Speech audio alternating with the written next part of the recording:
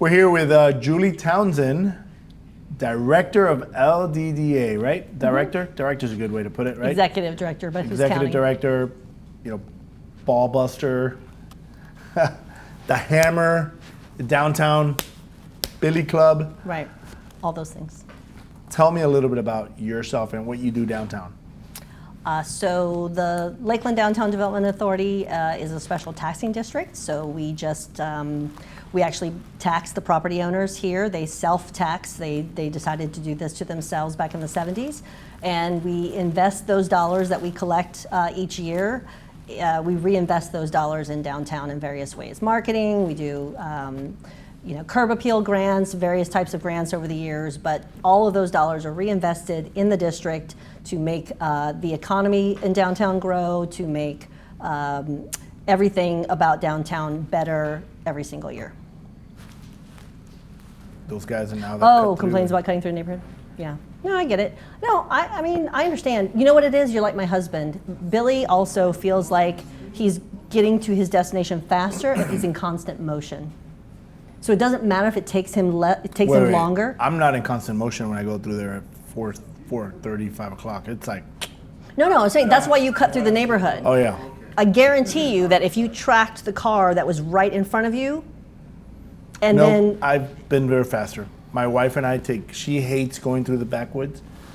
I call it the backwoods. I know, she likes to go straight on South Florida, and I'm always there 5-7 minutes faster. But are you going the speed limit? Well, I wouldn't go the speed limit if I was in traffic. Well, but that's part of the problem. People were speeding on South Florida Avenue, and that is dangerous. Well, we had the road diet, and a guy plowed into the... He had a heart attack or something. Oh. Cut him some slack. I think he's dead. It's been 2 vehicles. No, I think he's dead. Both vehicles? I don't know, but I can't speak to the other one. All I'm Which saying one is are you talking that about? no one ever said... Or the one that hit the uniform Waller place? building. Oh, no. I was thinking about remember the old uniform place? Not uniform, the Gator? That's not even part of the road diet. Oh. It's not? No. I don't know what I'm talking about then. I know. Fire me. You're your own boss. Can't do that. My wife can fire me. Exactly. At home. Yes. You're fired. We're live? I know. She's like, what? B-roll. B-roll. So tell me, the road diet. It's the lane resizing. It's like taking off clicks on a belt. What was that quote you said? You got to say it. Solving traffic by adding lanes of traffic is like solving obesity by buying a bigger belt. Well, are you solving it though? Well, you're never going to solve traffic unless you eliminate human beings. Or cars. No, not necessarily. I mean, you want people to be able, public transportation, yes, but we're not at a density level in this city or even in the mindset in this community in the southeastern part of the country and or the United States in general to support mass transit like Europe does. So obviously that's going to be many, many generations. So does the road diet bother you? No. Or no? You think it's a necessity? It's absolutely necessary. The lanes were insufficient for the size of cars that we now drive. I will say, I remember walking on South Florida Avenue and cars whizzing right by you. Yeah, it feels... Like inches away from your... Yeah. I feel like I was going to die when I was going to the architect at the time. Yeah. What's his name? Avon? I don't know. Avon, what's his name? I can't remember his name right now. He would kill me if he sees this. He was like, Marcos, how can you not remember? He helped me edit and insert it later. Design the first 1961. It was, gosh, what was his name? It'll come to you. Sorry. It'll come to you. I forgot your name. Yep, so I remember walking out of his office and cars just zipping by. Yeah. So, I've always had this idea, like, why can't we just go, build a bridge and make it more pedestrian downstairs? But that'd be they could build a bridge over and then solve the problem, doesn't it? Over what? Over Dixieland area instead of the road diet. That's insane. Is it? Yes. Too expensive? Too expensive, impractical, unsightly. How about underground? Can't water table. That sucks.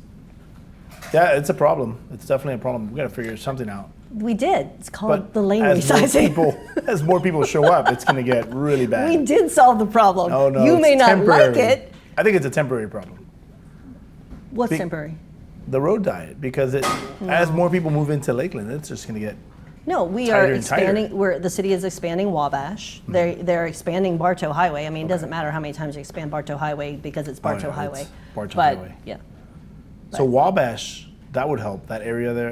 What is that lane? That road called? Is that the one that It's kicks off of? Wabash is being somehow connected behind, like Lakeside Village, all the way over to, I'm not exactly, maybe Hardin. I'm not sure if exactly where it's headed. Chuck Barnby would know, but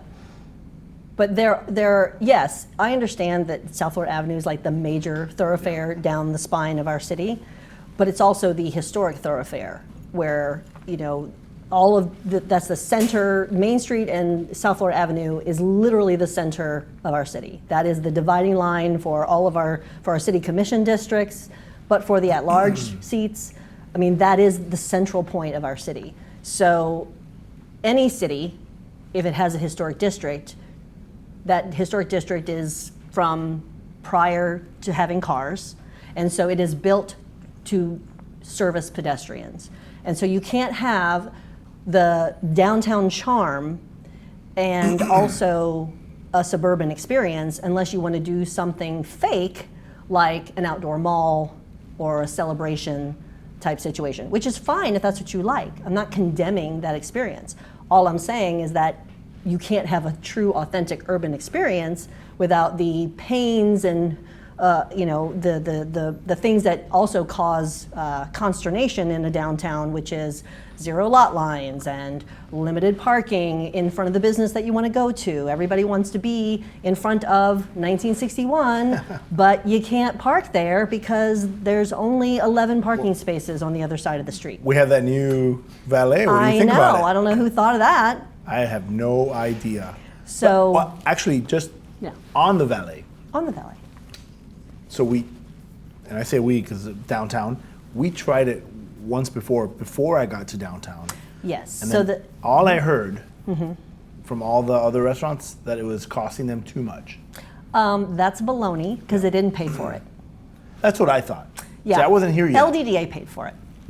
So the history of valet is that just like you're going to hear people probably on Facebook, I don't pay any attention to Facebook, so I don't know, but I can assume that people that are negative Nellies about valet Oh, it's comical. are saying, things like, My big why ass is truck. it, well, that's definitely that, but also things like, well, why is it in that location? Oh, that only serves, this business. How is it going to serve all the other businesses, yada, yada. Well, here's how we solved that problem.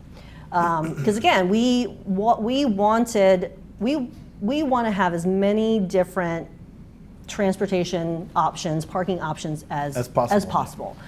You can pay for parking and get better locations during the day than the unpaid parking. The city offers free parking after 5 and all of its city-owned lots and garages. That's free everywhere you go. On-street parking, free after 5. So with valet, one of the challenges was how do we not pick winners and losers, because wherever you put the stand, obviously that business is going to reap more benefits than the one down the street, right? I think one of the positives, and Zach, I was really instrumental in coaching him on it. I would say to tell him and he's got a great program. I guess a program that you guys used in the past. Yeah, he's pulled out that playbook and he's like refreshing it. And I guess there's another restaurant in town that wants to start using it. Great. And I suggested to have them, dropped off here. They drop their car off. Right. And figure out maybe we have like one of those little, guys that, you go to some cities. A rickshaw? Yeah, one of those rickshaws. Or he said that they would be able to be picked up, or that they can be picked up at any of the restaurants. Correct. Which is awesome. Because, you get dropped off here, you walk a little bit, you walk out, let's say, with Right. Mojo's or what's it called now? Smith's American Tavern. Smith's American Tavern. you get dropped off over there, or they walk over there, and they're Right. like, hey, you know what? I don't want to walk. Right. They text where they're at, and we just run around. Yeah, I mean, the technology that wasn't going to work in downtown when Yeah. we started valet It's working now, right? was you get a number on a little ticket, and then you come back, and because what I was trying to tell people was, especially at lunch, because we tried it at lunch, and so it has to be faster than that. So we engaged some technology that allowed it all to be text messaging, and you were able to text, "I'm ready for my car. This is my location." Oh, I think it's brilliant. Yeah, and then, and that is it. We called it Universal Valet. It was downtown Universal Valet. And what that meant was, you can't necessarily get dropped off in front of every business that you want to go to. We had a couple of drop-off spots. But we tried to make them where there was a community of places that people wanted to go. But if you got dropped off on Main Street and you ended up at Fresco's, you don't have to walk back to Main Street. We will come pick you up at Fresco's. We will come pick you up at, at the time, Post 09 or, Mojo's. Wherever it is that your end destination is, we're going to pick you up there. All you have to do is text us, that's where your location is. You think we can jump on with Squeeze to drop people off? Squeeze has to follow a route. Okay. So it can't be that. Now, we have our little golf cart. I mean, we could have golf cart systems that are outside of the Squeeze service. LDDA has one, but we use it, and we'll transport people, and we've done it before. If you hail my guy who's driving the golf cart and need a ride, we'll give you a ride wherever you need to go. It's fine. But again, it's not that big of a downtown. No, Marcos. And I understand the clientele that you have and want to service with this, and I 100% support it. But the reality is that, short of bad weather, which I get, hot or rain, which there's a lot of in this community, in this state, it's just not that difficult to park downtown. No, I agree with you 100%. I don't think we have a parking problem. But you're responding. I know you're responding to your customers. We have a walking problem. We have a walking problem. And out of curiosity, I threw it out there into the Facebook cosms, and people were like, "I don't want to walk. I hate walking. Parking downtown sucks." I got everything like. I know. I watched you. I watched that thread on. People responded to that thing, and I was like mind blown, because there's so many parking locations that are free. Right. After 6 Right. or 5 even. 5.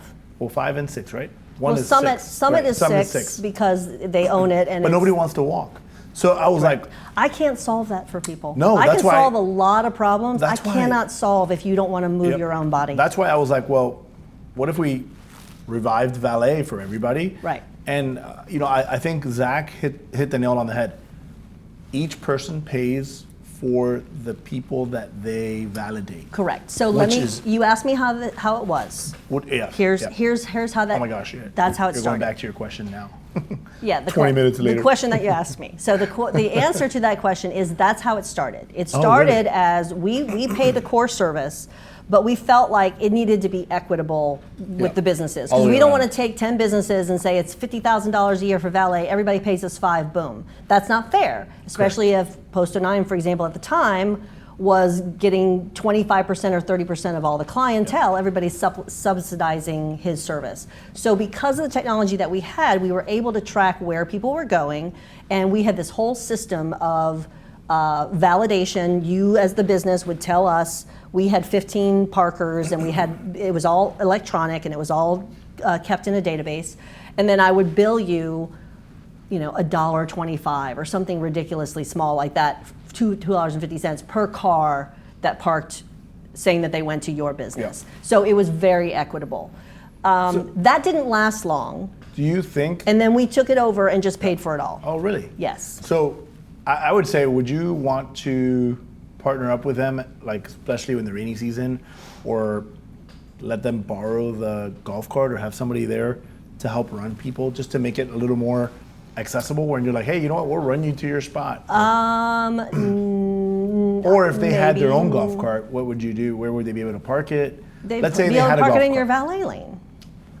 But like, they'd have to bring it here every Thursday, Friday, Saturday. Oh, I see. You mean like store it, not park it. Yeah, where would they be able to store it? Maybe in the garage? I don't know. We can figure that out. I mean, we rent space from the city to store ours. That was a challenge for us too. I was literally storing it at my house. So And then would they be able to driving it. like park it with yours just to kind of It double wouldn't up? fit. My space is behind a gate that is Oh. literally big enough just for that golf cart. But it's a solvable problem. Yeah, I mean, I'm saying, yeah. I think I'm trying to help Zach with this Yeah. downtown valet and really get it going. I think once it gets going and we have like Hakuchos come in, Yeah. they're trying to take over the old exploration building. Right. I think if they bring in, that would be an amazing gap or synergy with the joinery if they do what I wish they would do. Right. You know, they're trying to drag me in, and I'm like, I'm trying to drag myself out. Right. Because I don't need to be. You're in a lot of things. Yeah. I've got to focus. Yeah. But if they did the vision that they had, and then downtown, you know, the park gets renovated, which I'm still not 100% with their idea. I think that idea downtown, we already have a dog park. It just launched. I've had so many people complain about that dog park online. They're like, why do we need another dog park? They're complaining about that little dog park. No.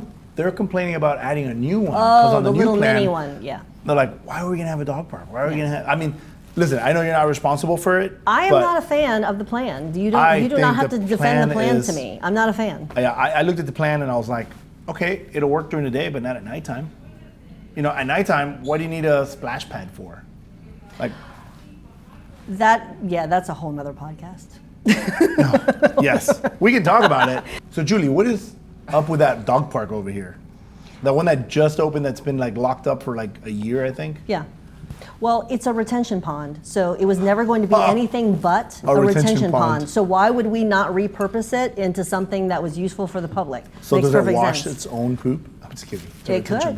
pond. On a heavy rain, you're not going to use it because it's going No. to be filled with water. But it was a retention pond, so it made perfect sense to repurpose that space into an urban mini dog park. I mean, there's no harm, no foul. It's never going to be commercial or residential or any kind of development space because it has to be a retention pond. Oh, Trying to get us to fight is what he's trying to do. we will never fight. Actually, we almost got into a fight one time, right? I think. I don't know. You piss me off I think a lot, yeah. so I don't know. Well, tell me, when did I piss you off? I'm kidding. You don't. Oh, I know I have. No, well, no. I think. I think COVID was one that you got all mad. COVID? Yeah, do you remember I said something like, I'm trying to remember. I always laughed about it because you got so mad. I rarely get mad. I know, but I'm good at. You really must have made me I'm mad. really good at bringing that out in people sometimes. It's my. Well, I don't hold it's an grudges, so art. you're okay. And neither do I. Ask my guys in the kitchen. Yeah. Like they're like, "Are you still mad about?" I'm like, "About what? Yeah. What are you talking about? I'm not mad anymore." Over it. I'm over it. I think it was. Oh, I remember now. It was. We were discussing. It was COVID. We were trying to figure out. I say we because you had asked everybody about the food truck rally Yes. and when to have it. And I said, why don't you do it in conjunction with the downtown market? And you're like, I'm not gonna be on the front page of New York Times or something. You got mad. I was like, that would be a great thing. Bring everybody in, pack them in there. And you're like, it's COVID. We can't pack them all in there. Do you remember that? I do not. That's Oh how, my gosh, Julie. That's how much that fight meant to me. Yeah, I have no that was memory. I thought it was of hilarious. At all. I have no memory. Yeah, I miss those. I kind of miss that feisty Julie. You just don't pay attention to me anymore. You have bigger and better What? things to worry about. What? So you don't pay attention to me anymore. What? You got bigger and better I'm things just to worry about. kidding. She's like, whack, punch you. No, I mean, No. I think I Who's that? figured you out. So Really? yeah, and so I feel like I know how to manage you when in our relationship anyway.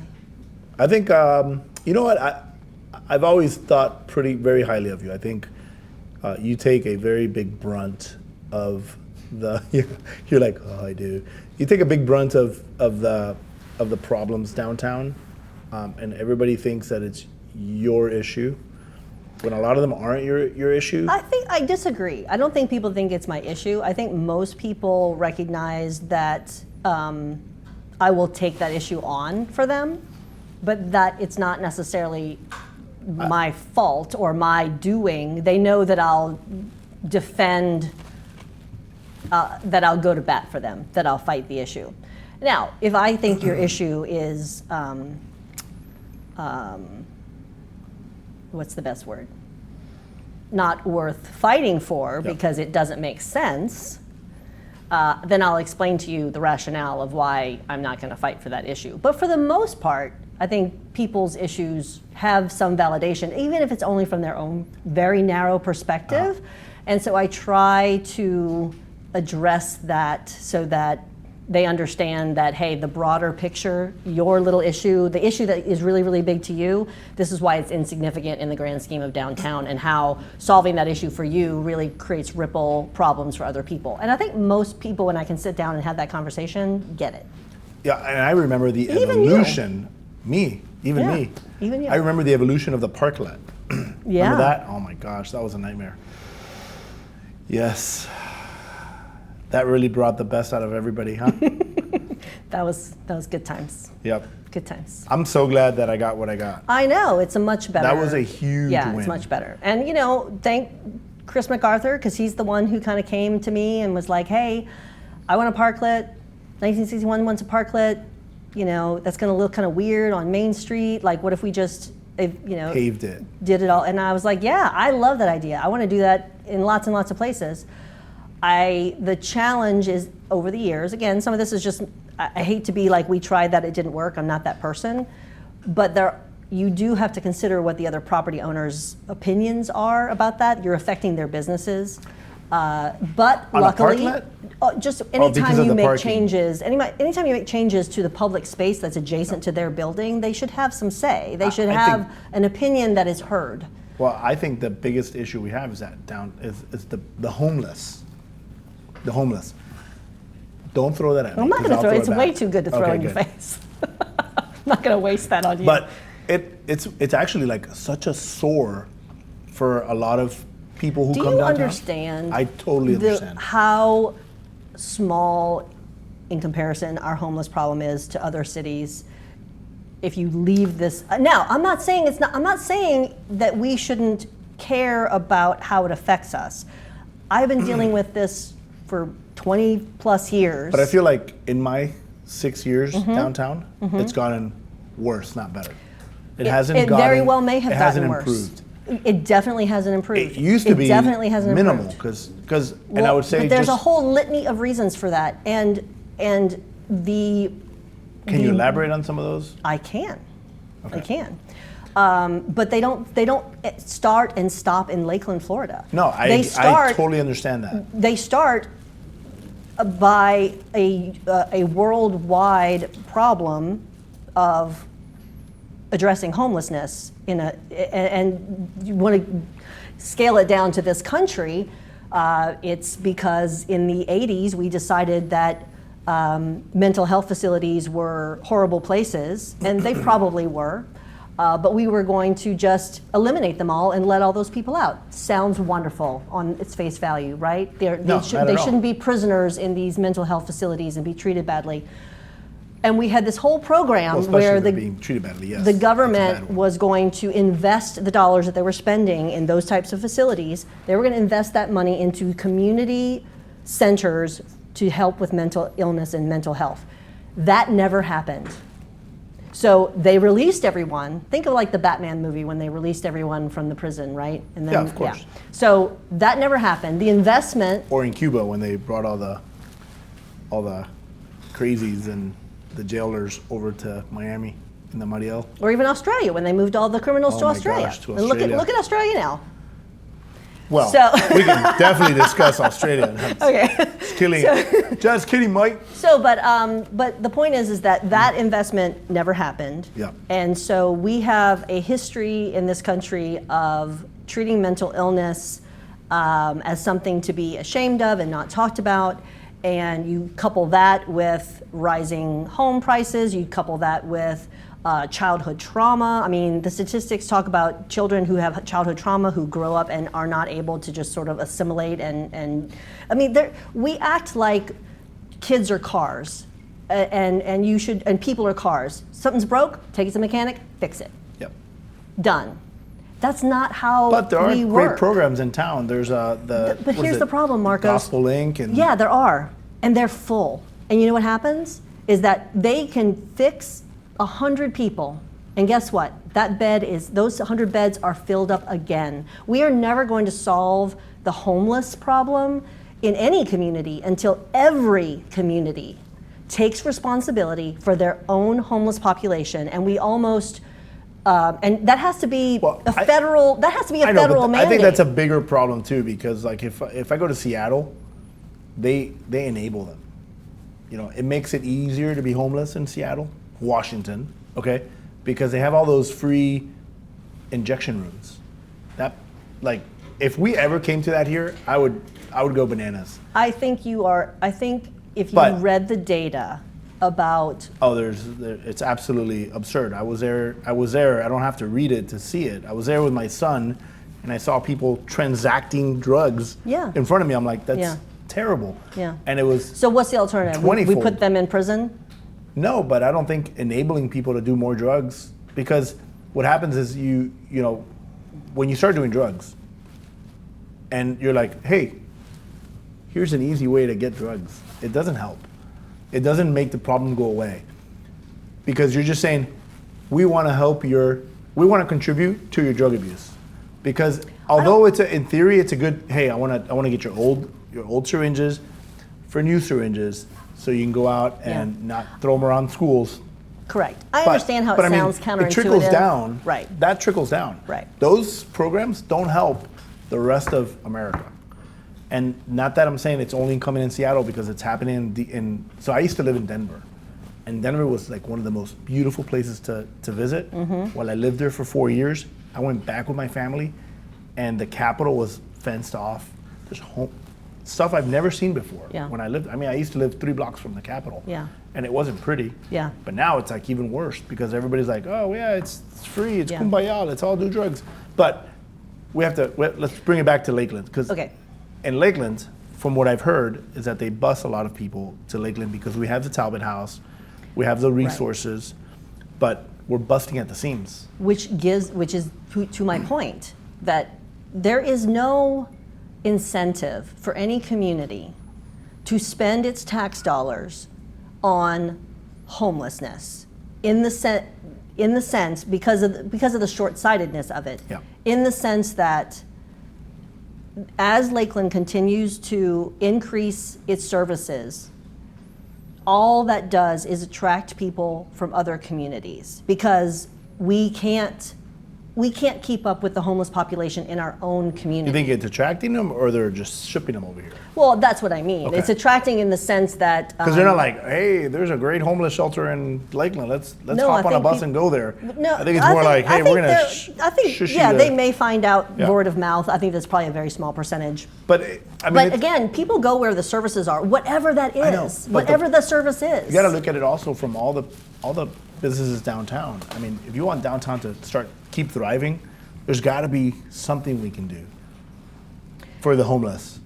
Not because this morning I was up, I had to go to the courthouse, and it was like droves of them just, running downtown. I know. What you do is It's sad.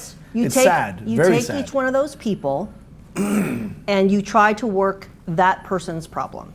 And that takes a lot of time and effort and money, but money well spent, because working that problem and getting them either back on their feet or back home to family and friends who want to help them get back on their feet costs us so much less dollars than than mental illness, and they do.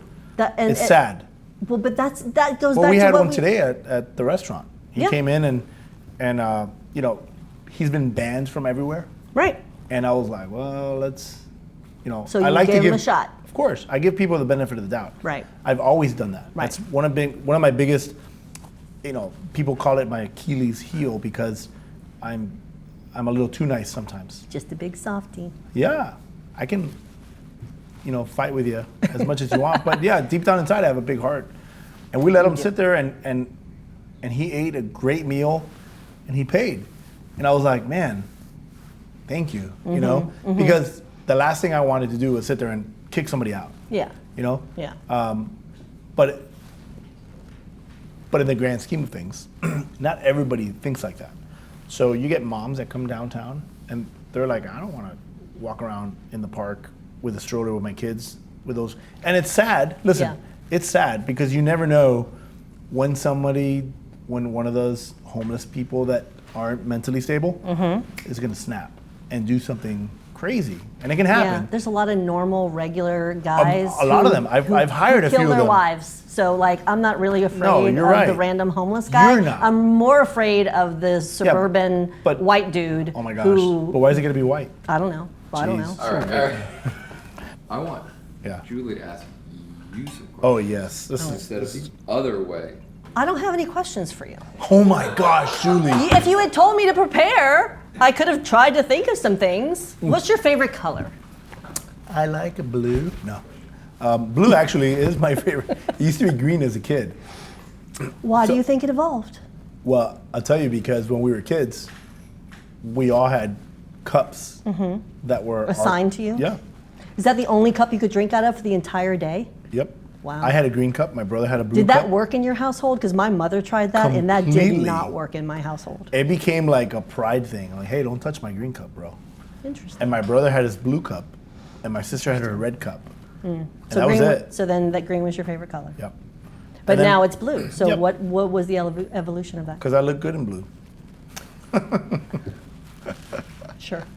We'll go with that. Oh my gosh. Look, there's a little blue in here. It's very nice. Sparkles with my eyes. It does. You do have beautiful blue eyes. They're green. They're so dreamy. They're green. Oh, well then whatever. They're green. They look blue from here. I have bad It's eyesight. the lighting. It's the lighting. Are they really green? Yeah. Okay, I trust They're green. you. They actually turn blue, and sometimes They're mood eyes. like a bright, like a light hazel brown. It's weird. Yes. It's an interesting color. Do you still do that radio show that you were doing like on No, Tuesdays? I stopped doing that because it was really hard. I just didn't have the time for it anymore. Every Tuesday, coming up with a guest, and I never prepared. I just made it up as I went along, and Oh yeah, I that's just tough. kind of like this. This So- is actually fun. So But it was live, and so I couldn't screw it up. live blows. I Yeah. did that when I was on TV. Yeah, When I did the Telemundo. yeah. And I remember, like, if the guy that was writing my news screwed up You got and mad. would shove it into the prompter, and Yeah. I'm there like, what the hell am I about to read? No. Are you like Ron Burgundy? You read anything on the teleprompter? No, I would stop. Oh, Like, I'm like, and then I'd try to figure, like, I had notes. Most of the time I was prepared. But Yeah. some of the time he would like, no, just read it. And I So feel it like frustrated he's you and you stopped doing it? sabotaging me, yeah. yeah, Well, I didn't want to be a TV guy. I wanted to be a chef. yeah. That was just a means to an And end. that was a good decision. Completely. Yeah. It was a means to an end to do the TV. I actually went in there and applied for a sales job. So I had a class. So this is a great story. I had a class in the middle of the day. It was like a serve safe class Yeah. and a wine class. They combined these two classes together. I don't know why you would do like serve safe, and it wasn't called serve safe. It was I don't remember what it was called, but it was about Serving germs, safely. germs and Yes. and wine Right. in the same class. Okay. And there was only one teacher, and he would only teach the class at noon. And I was putting myself through college, Right. so I worked at a restaurant. I'm like, hey, is there any possibility next semester I could take 3 months and not work lunch? He's like, nope, that's when we need you. And I was like, oh, you gotta be kidding me. I'm Yeah. like, come on, it's only for 3 months. He's like, nope. So I was like, well, I'm gonna have to go find a job. I still had time, so I looked on the newspaper, back then, newspaper, before like all these. Right. And The good I old saw an days. ad, sales reps for Telemundo. And I was like, man, I speak Spanish, I can write it, I can read it, I'll sell And you ice to can an sell Eskimo. anything, yeah. So I went over there, and I'm like, hi, I had one suit, 2 shirts, and 2 ties. That's all I ever had.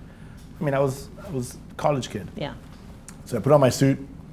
I think it was like a pinstripe suit, blue shirt, and a red tie. And I go upstairs, and I'm talking to them, and they're like looking at me, and this guy's showing up, and he's like doing all this thing. I'm like, what is up with this guy? So they call me the next day, and they're like, listen, we don't want to hire you as a salesman. And I'm like, why'd you bring me here?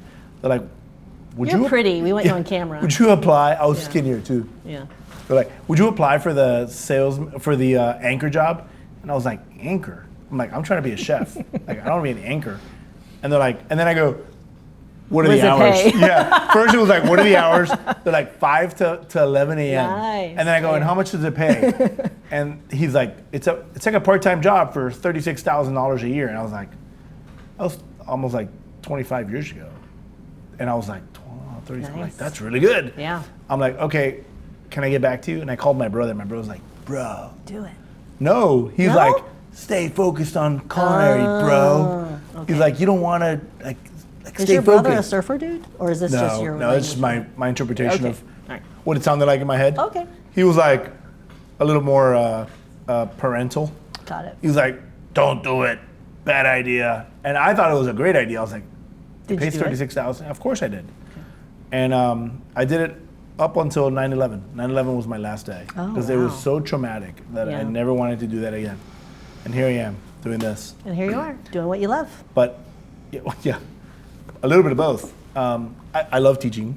I love teaching people, and Right. I'm always very involved with the community, and Right. you know that. And we have the big glass window with Yeah. all the gadgets to teach cooking, and we're doing a little cooking class now. Yep. But it helped. I think all that time in front of TV helped me with the leadership, the community. Create a presence. Yeah, and you know, just be comfortable. Be a little more comfortable in my own Yeah. skin and not doubt myself. I Yeah. think a lot of people in this industry, they're afraid to be themselves. How people are gonna Do you think it's mostly an introverted type person that does that? You're kind of in the kitchen doing your own thing. completely? I Yeah. can totally see that because one of my old bosses was like, "You have to go outside. You have to go and talk to 10 people every night." And I was like, "I don't want to talk to anybody." Right. You know, because I was like, Yeah, yeah.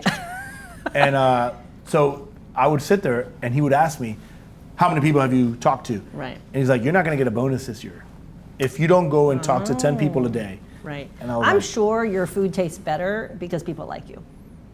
Really? I don't know. I'm just making that up. I think even people that don't like me sometimes are like, "Man, I hate this guy, but his food is really good." It could work both ways, actually. It's a love. I really don't want to like this guy, and I Right. really don't want to like his food. Yeah. And then I'm No, like, no, you do. I've always been very impressed with your ability to sort of work the room and do all of that. So But it's because I love what I do. I mean, I know I it totally shows. I like. know it comes out. For me, culinary was like a blessing. Yeah. Because I was able to do it right, and you know, coming up with a name, it's funny because people still ask, "Oh, I didn't know that about you." People that I've known for years Right. They don't still know. ask me. They're like, "I have no idea. I had no idea that was the reason behind the name." And they're like, "I thought it was an address." I'm like, "No, it was the year my parents were exiled from Cuba." And I didn't even figure it out on my own. I was Right. sitting in the old yacht club with one of my sous chefs after a chef's table having some pisco sours. And he's like, "Well, why don't you," he's like, "What year did your parents come out of Cuba?" Because I said, "I want to figure out how to pay homage to them." Right. He's like, "Well, what year did they come out of Cuba?" And I was like, first I thought it was like 1958 because there's 3 dates in my head. Yeah. And then he's like, "Well, why don't you call it 1958 and just spell out 19?" And I was like, "Brilliant." And then I did some research. I asked my mom, and she's like, "No, it was 1961." And she told me the whole story. I sat there and like devoured all this information. And then I was like, "Wow, I've got to call it 1961." Yeah. And that's how it came out. Yeah. And I mean, it's been, I mean, you see the roots: Cuban Yeah. food, Peruvian food. My wife from Peru. I used to study over there. That's a lot of information that people don't know. That I used to study in Peru and work for free, just to understand like culinary and the Peruvian food. And I still go back. Yeah. I still take my chefs back there too. Nice. They actually want to go back. Good. Yeah. So, Julie, LDDA. Yes. How many years do you have left in your tank to run LDDA? Because you've been doing it now, I would say 10 years, 12 years, 15 years? 10. 10 years. Now you're an empty nester, so Yeah. what's going to happen, Julie? Yeah. I'm not to put you in the spot, No, no. I mean, because you love this I community. I do. I love what I do. That whole, you never work a day in your life if you love what you do. But it takes a physical toll in a way that is different than in my 30s. So it's just it's a lot of it's a lot of organization and physical labor with all of the events, and so yeah, I mean, So we'll how see. involved are you? Because farmers market's growing, it's getting It bigger. is. It Any is. any thoughts on trying to put that in the park? No. Why? I'm just asking. I mean, like, really, I don't know why. No, Why wouldn't you not put it in the park? Because people like the linear shopping. Okay. You know, back and forth and back and forth. That's why there are aisles in grocery Yep. stores and not circles with spokes. That makes sense. Yeah. So they like the linear shopping. The visual linearness of it creates that sense of like, oh, this is so big and it's community, and look how many people are here, which all just works on your brain. But logistically is really the most important reason. People have to unload all of the stuff that they're trying to sell you, and you can't do that in the park. You'd have to park on the street and drag it in and drag it out. We're not doing all that. It's hard enough to do that when we do special events in Munn Park, like the Spring Obsession and all of the little pop-up events that we've been doing. It's just a lot of work for the vendors. It's not a lot of work for me. I'm not carrying their stuff. But it's a lot of work for the vendors to do that. So we have to make it logistically feasible for them to actually succeed at doing that every single week. And plus the street holds more. I mean, we have at least 150 vendors every single Saturday for the farmers market. And that whole event has really grown. That was a post-COVID expansion, if you will. And I mean, it's the biggest farmers market anywhere around, and people love it, and they're coming from all over, and we have a lot of pride in the Plan fact to that bring in some of those food trucks into the park during the farmers market? No. No, I'm just asking. I mean, what would be your biggest reason not to? You can't, when you mean in the park, you can't park a food truck in the park. So no. Okay. No, you can't have any wheeled vehicles in the park.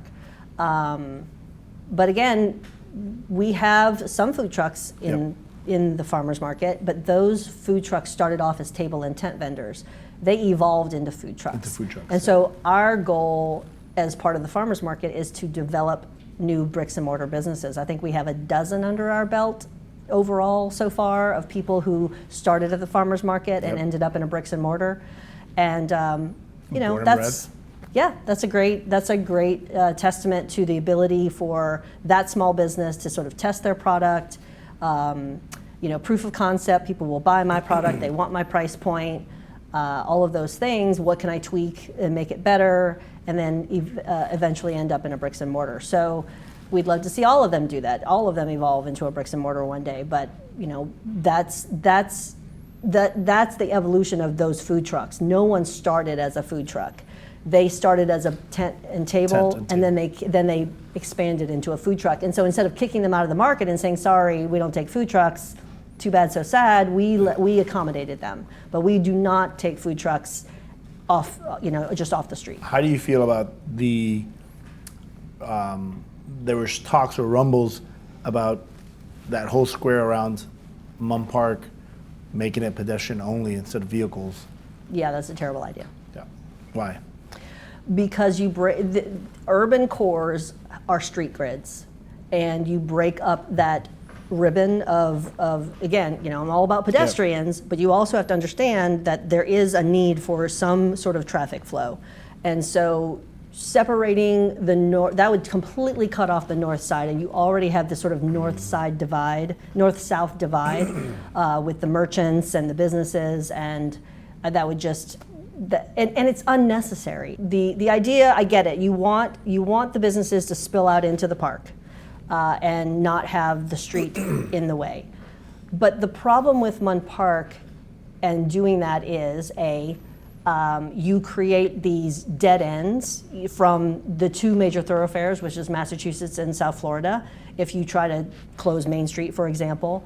And it's just, you can accomplish the same thing with just expanding the sidewalks. Do you have any pull on trying to bring in bigger brands downtown, like the Lululemons and all that, to make it a little more destination? Because, I mean... So, but here's the thing. I'm just asking. No, it's a great question. I want businesses in downtown that don't exist anywhere else in Lakeland. Because if they exist somewhere else in Lakeland, course. then obviously they're But going to there's go no to that. Lululemons in You're in right. Lakeland. But those companies have formulas about what makes their businesses work. Work out. And so they do their market data, they do their demographic data, they do their psychographic data, and we don't fit their models. And you're not going to charm them No, of into course. saying, but downtown Lakeland's great, you should come here. Because they don't care about that, they care about the numbers. And so I respect that, that's the right business decision for them. But at the end of the day, you know, we need more density of residential around downtown to ever attract those types of things, those types of businesses. So all of these apartments that are being built, great. We need lots more of that. We need condos. We need single family. Good-looking condos, because some of these condos are so expensive, and I hear nothing but complaints about them. They're apartments. They're not condos. Yeah, they're terrible. Well, I don't know. I can't speak to the quality of the construction. I'm not living in any of those. But again, you developers are following code. If they're getting away with building something that's So- subpar, then that's the problem with our. I don't think they're building our state subpar. codes. I just think they're like, what's the one Meriton Park? Yeah. Those guys, they're always in repair. Well, they had a major issue with some water seepage in the windows and doors. It was really bad. Yeah, it was really bad. But Really they bad. worked really hard to make sure that their residents Yep. were giving away free rent. They were relocating people. I mean, they worked hard, and it certainly wasn't there. It wasn't like they said, "Wink, wink, nudge, nudge, No. cut corners." It was they are in dispute I think it with was their a contractor. contractor. Yeah, right. it was so a they're terrible in dispute. contractor. Yeah. Now, what would you say, in your opinion, if it was your idea, what would you do downtown to the park, Munn Park, versus what they're proposing? I know what I would do. Let's hear your idea first. Thank you. I would totally make it a little. There's a place in Peru called Refugio, and they did the same thing. They had this barren land. Ours is not barren. Let me take that back. The park is not barren. I mean, it's practically barren. There's not a whole lot going on there right now, but they took a piece of land like that, and they kind of made it like a very minimalistic approach. They had all these little restaurants in there and bars and places for kids, kind of walled in, Right. and it's completely thriving. Yeah. And I'm trying to convince, Strauss and the mayor to take a trip with me and some of the city council to go to Peru and see this thing. Yeah. Because it's thriving. I mean, Yeah. people love it. And Is this they're bringing roughly the same square footage as Munn Park? I have acreage? no idea. I'd have to go and Yeah. I'd have to dig deeper. I want them to see it first. Yeah. But you ask, and I know always some of these downtowners kind of don't want more food in restaurants, but I think it attracts It does. It attracts Density. people. Density. Look at the farmers market. Yeah. The farmers market's booming. No, I there's a love, reason. There's a reason that Yep. the McDonald's and Wendy's and Of Burger course. King are always on catty corner. I mean, 120%. it's I agree with you. Yeah. And I think if we were to offer right. the downtowners first, hey, you get first right to refusal. Put something out there, I mean, the concept's amazing. Yeah. It's very open air, Yeah. So obviously when it rains, it sucks. But you're not enclosing it. You're not making it into a private. It's very open air. It's very cool. In the summer times, it's still busy Yeah. because of the fans, but it's something that I think would work because it's attracting so many more people. It's like bridging a gap with the joinery to downtown Yeah. and making that walkway more cohesive. Because from the joinery to here, there's a gap. We Yeah. walk it all the time. Yeah. My kids love No, walking but there. you're bored and or There's uninterested. nothing in between. Right. There's nothing right there. Right. And I wish Catapult would have more food out there. Right. Kind of, because they're not going to compete. People are going to draw. They're going to park at the joinery and they're going to walk, or they're going to park downtown. Right. And draw people in. And I really wish that Summit would have put some shops down there to kind of bridge that gap a little bit. Correct. Yeah. But yeah, I think I'm going to share it with you. I'm going to share the Yeah. project with you. I don't pretend to have, sorry, No, I don't no, pretend to yeah. have the solution for Munn Park. And I say that in the sense of that your idea may be perfectly valid and be a solution. Yep. But all of that costs a lot of money, which we don't have as a city.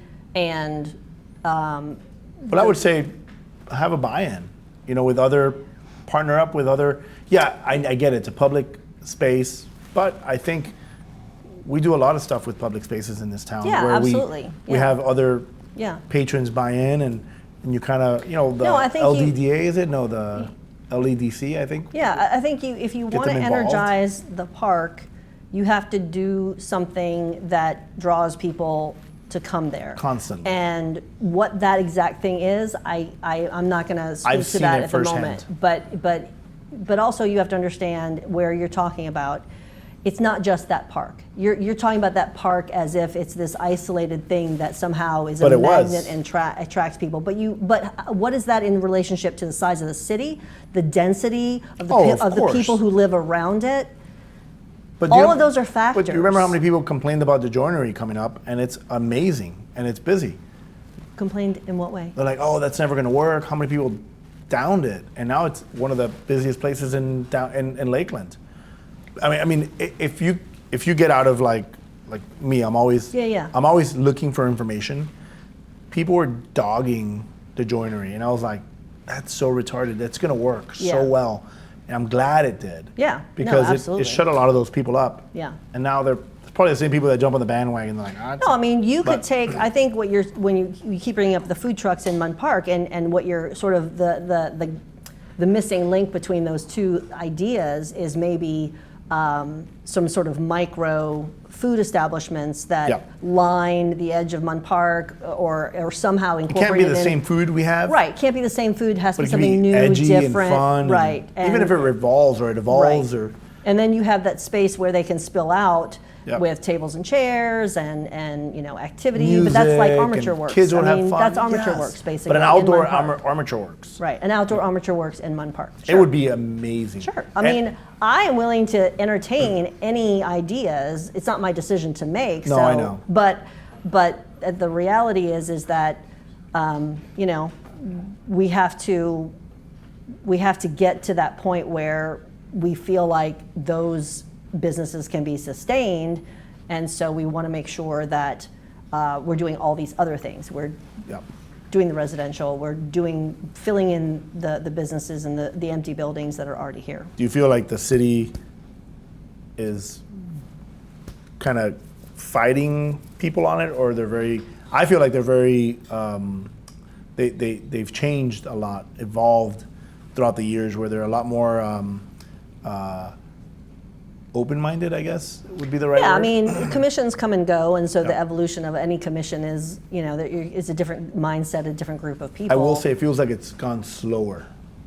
I think there's just a lot of regulation and there's a lot of things to Bureaucracy, consider. you think? Well, but also Lakeland has grown, so they can't have their laser focus on all things downtown all the time. I mean, everybody is the center of their own universe, right? So here in downtown, we're like, we want this and we want that. That's how the country But we club have to also be mindful of, the fact that the commission has every other square inch of this city that they have to think about and care about equally and invest in equally to some degree. So, we just have to make our case and figure out how we can take the dollars that we have with LDDA and with the CRA and even to some extent LEDC, because a lot of those guys own properties downtown and they're willing to invest their private dollars, which is I'm amazing. 110% right? trying to get with the LEDC. I joined them, just to kind of understand them and figure out how we can make downtown like Hyde Park. If we can make downtown Lakeland like Hyde Park, I would be so happy. Yeah. For not just for me, but for all the businesses downtown, because it would just start. You see, like look, we have that restaurant coming in, Primo, at Wells Fargo. It's like finally, we have another. Well, just in the last, I would say 6 years, if you, I don't have the stats in my head at this moment. If you had prepared me with any questions, I would have come prepared. But It's an open mic night. It's open mic night. But the number of sit-down service restaurants, full-service restaurants that have popped up in downtown just in the last 5 to 8 years is unprecedented in the history of downtown. And that, again, that was one of the reasons why we started First Friday. Nobody came downtown in 2003 to downtown Lakeland if they weren't going to Harry's, Antiquarian, which is now Bay Street Bistro. I think Palace might have been open till 8 back then, maybe. But that was it. Or Terrace Grill. Those were the goal was to stop making downtown individual businesses a destination and make downtown the destination. And so when you change that, when we started doing First Fridays, it brought people down so that they could see the businesses that were open during the day. They may not have been necessarily open at night, every night, but they were on First Friday. So they could walk in and say, oh, I didn't know this gift shop was here. I didn't know this store was here, this jewelry store. And maybe they come back on a Saturday. That was the goal of First Friday. And here we are 20 years later, and I think it's a very successful event. And now people want to be in downtown because of First Friday, because of the farmers market. That's one of the values that we bring, is that we can bring 10,000 people to a given location to attract them with this larger event that maybe spills out into the street. But the retailers feel the effect, the restaurants feel the effect. And I don't necessarily, I know First Friday is not your favorite event because it may not be your crowd. No, but I don't mind definitely, it. I think it brings other people to downtown. I've never had an issue with any of the events we do. I've capitalized on the parade. Remember that? Oh, yes, that was so much fun. Yep. Oh my God, I had to defend you so hard. Thank you. You owe me. I've got you some great tequila. I want an that was a good one. I want an unlimited whatever you want. Supply of tequila. But that was a good one. Oh my gosh. I got some slack for that one. I know you did. And I remember the mayor coming to talk to me, and I was like, listen, I've got that cafe. Oh my gosh. And he's like, well, what if somebody wants to sit here? I'm like, they're not. And it got pretty heated, but I was like, look, it's. No, you remember my advice to you about that? What was that? I really don't. What? Don't ask, just do it. Just do it. Yes. Ask for forgiveness. Yeah. I got your back. It's don't worry funny. about I did that a lot. I know. I want to get to the point where valet is also during the day. We'll get there eventually. People ask for it, and I'm like, it's not ready there yet. It's not there yet. We had it. It's expensive. I mean, it is. And I hope that other businesses jump on board. Yeah. And pay their, and I told Zach, Zach, it's going to be a great marketing tool long term. Right. But if you charge each restaurant just the people that come and validate there, then you're playing fair with everybody. Right. Because they can't say no to that. Right. They're like, well, yeah, they ate there. They're not paying and they for validated. Something that that they didn't not, benefit from. Yeah, because I remember one of the downtowners was like, well, I don't want to pay for something that I don't barely use. Correct. And that was the argument why we did it the way we did it back in the day. And I told Zach, Zach, you've got to figure out. I was like, you're not going to become rich and famous on valet. No. But it's a means to an end because you have a service that people respect and want.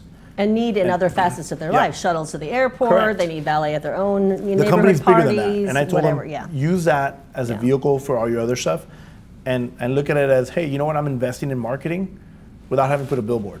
Because the billboard is going to cost you more money than valet. Yeah. I think it's I love downtown. I think it was the best move for 1961. Emerson loves downtown, the rooftop. We've put a lot of money into downtown. Have invested a lot. And I want to see it thrive. I'm always thinking like, what can I do to make downtown more? So I ask people all the time, and they're like, well, we need more nightlife and more.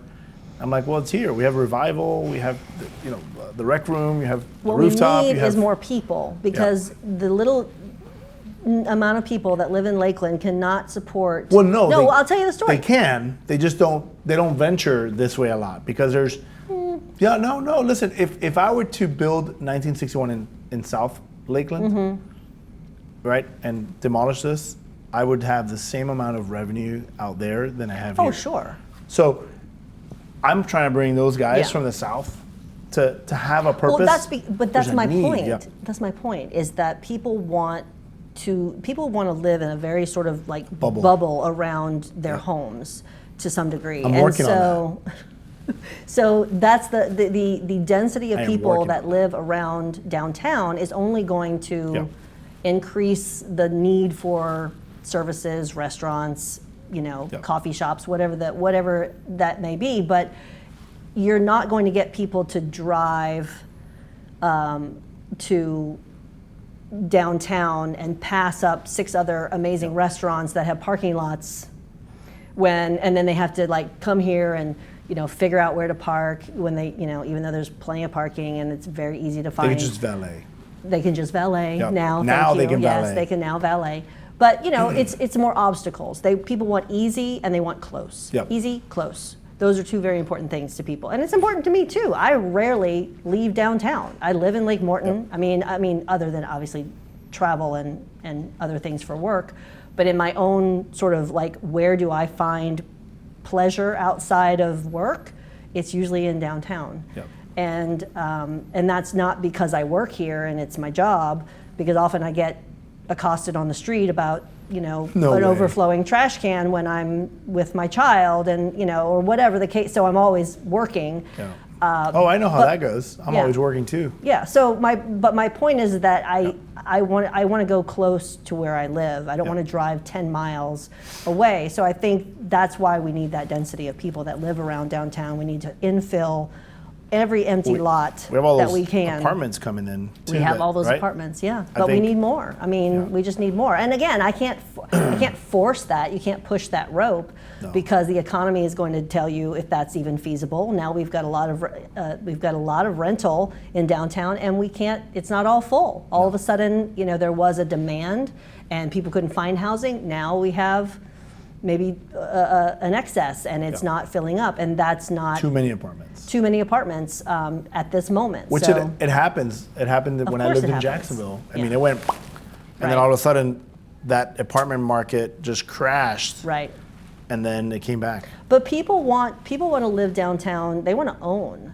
There's a significant number of people that come into my office over the years, and they want condos. They want to own. So, but again, it depends on what the market will bear, what the banks are going to lend for, what the investors are going to invest in, and so you really need someone who's got super deep pockets and can do whatever they want to maybe build those condos or these apartments that can be turned into condos so that people can own and live downtown. Because there's a significant number of people that want to do that, Yep. and they don't want to just throw their money into the rental pile. They rental. want to have some sort of investment there. So, it's an evolution. Like I said, I've been in downtown for 20 years, and it do have one doesn't look question. anything like it did 20 years ago. What can we do to get that building next to the exploration out from under that sleaze bag?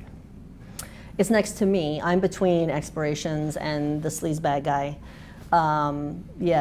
That's a whole nother podcast. So yeah, there's a Gosh, lot. that guy drives me freaking bananas. But every downtown has sleaze those bag? types. Yeah, everywhere. Every time I go to any kind of downtown conference throughout the country, these are the major issues. 3 major issues everywhere you go, which should give us some comfort. What are they? Homeless, parking, and deadbeat property owners. Those few that have this unrealistic expectation of what their property's worth that they've let deteriorate into mold and termite infestation and still think it's worth a That was one of my bazillion dollars. questions. Yeah. Termite infested. Termite infested, building. full of mold, knob and tube electric, no HVAC systems, but yet it's the worth the gazillions. crown Yeah. jewel in their portfolio, and they're never going to let it go for less than $10 million. They're just unrealistic. So, unfortunately, we just have to wait for those people to die. Oh, that's the answer. Here's the thing. This is what I want everyone to hear. Is this whole, kerfuffle about Kerfuffle. parking and the public versus private. And everyone, so anywhere you go, regardless if it's just a regular old parking lot, you have to understand what the parking rules are. Everyone understands that you can park at Publix for free, right? You understand that. But when you go to any other city, even if it's Bartow, you're looking for parking signs. How can I behave parking-wise in this community? Everyone looks for that. But they don't want to look at it in their own hometown. They want it to be handed to them on a silver platter, as if they are entitled to that space right in front of the restaurant they want to go to when they want to go to it. It has to be available for me. I'm not going to tell you when that is. It just has to be available when I get there. I totally understand, because they're like, Right. why are your prices Right. so high? And then I look in Tampa. Right. I'm like, wait a minute, my prices are still way cheaper than Right, Tampa. right. Yet they'd rather drive there. Right. Gas, pay You kidding valet, me? and/or parking. Yeah. So it doesn't make any sense. But the point is that we have property owners that have for decades allowed their properties to be used by the public for free after hours because they are banks or they're office buildings. And if you look at the map of the property that is owned in downtown that is private versus public, meaning the city owns it or private property owners, there's a significant, if not majority of property, land, that is owned by private individuals, private companies, private businesses with surface parking. So surface parking is a whole nother podcast. That is one of my soapboxes. But these people own that property. Now, they have for decades said, you know what, I have signs that say don't park here, but wink, wink, nudge, nudge. Nobody pays attention to that. I'm not monitoring it. But as our downtown has grown and gotten busier, there are externalities that cost those people money. The more cars that drive on your parking lot, the more often you got to pave it. You got to clean it. People leave trash. They pregame, if you will, in parking lots before they go into a bar, and they leave all of their natty lights all over, littering off of the parking lot. So there's a cost to giving that space away to the public. And they were willing to do that after 5, no big deal. My employees aren't there, I don't care, like I'll deal with the trash, I'll deal with the maintenance. But when downtown got busier, had more restaurants, thank you for being here, all of these places to now draw people during the day, the public wasn't respecting the please don't park here, this is for my employees, or this is for my pennant signs. So guess what? They said, you know what? We're going to start charging for parking. We're going to hire this company, 717, which everyone hates. But they were the company that these businesses chose because they have a system that works and they're consistent in their enforcement. They tried local. The local didn't work. There might be a new local opportunity coming soon, but at the time there was no local option that enforced consistently. Because again, if I tell you don't do something and then I let you do it, and then I tell you don't do it and I let you do it, guess what? You're going to continue to do it. Of course. It's incentives. You have to have negative incentives to stop bad behavior. So they have put up these signs. There's plenty of signage. It's ridiculously signed in sign vomit, if you will, that say don't. This is the rules in this parking lot. 717 private parking costs you money, and people feel like those folks should not be charging for parking. And they have they charge a lot. And you know why they charge a lot? Because they don't want you to really park there. Yep. They're not trying to make money. They want to disincentivize you to park there. They don't want you to park there. They would prefer that you just not park there. But if you're gonna park there, then you're gonna pay. And so, as a property owner, as a person who represents property owners, I respect their right to do with their property. That's the same if I were to say, Marcos, you have a lovely driveway, and I have too many children, and so I'm going to just start parking in your driveway. Yeah. And all of my family is just going to park there, and I'm not going to care whether you like it or not. It's just, I'm going to park there. You can't do that to other people. So it's just this level of respect of pay attention to the parking rules. They're very simple. They're everywhere. They're online. They're on every sign. It tells you city-owned versus not city-owned. Just pay a little bit of attention, and text me, call me. I will tell it to you verbally. Yes. If you're an auditory learner and you want to hear it auditorily, I will tell you the rules. If you need me to act it out in mime, whatever it takes. Wait a minute. I want to see you do that. I would love to see you act it out in mind. That might have some, No expletive finger gestures and that, so I Yeah. won't do that. But anyway, the point Finger is, gestures? that's my pet peeve. If you ask me, that's the thing that people joke with me or tease me about the most often when they're like trying to poke Poke at the me. bear? Poke the bear is parking, because it's just as I said, every downtown I've ever been at, in all of the years that I've traveled and all the relationships that I have in Florida and beyond, everybody has a parking problem. If you don't have a parking problem, you don't have a successful downtown, period. So I embrace the quote parking problem, which is really a walking problem, but I embrace it and I work towards trying to solve it for all the folks that say, well, this is why it doesn't work for me. Yep. Okay, well then here's a brochure. Oh, oh, you don't want to walk? Here's valet. But they all want to have front row, 50-yard tickets to the game at nosebleed prices. And that's just not the way the world works. 100% of the time, It's especially not down the way here. the world works. Nope. Julie Townsend, Tink. salud. I'm really happy to have you on. Thanks. Did you like it? Yeah. Enjoyed? I always enjoy bantering.